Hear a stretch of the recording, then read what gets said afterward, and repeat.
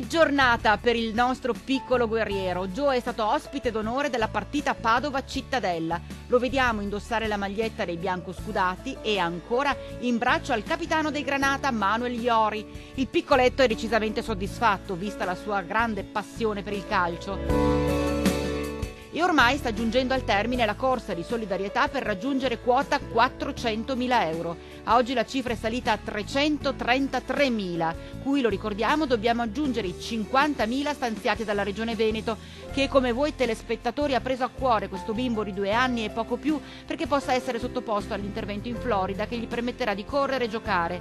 L'unica alternativa, lo ricordiamo ancora una volta, sarebbe l'amputazione. Dicevamo della gara di bontà di tutti voi. Uno degli ultimi episodi, una nonna di Cassola è andata a trovare la famiglia di Piazzola e ha donato al nostro cucciolo una biciclettina, pensando anche alla sua inseparabile sorellina Miriam, cui ha regalato una bambola.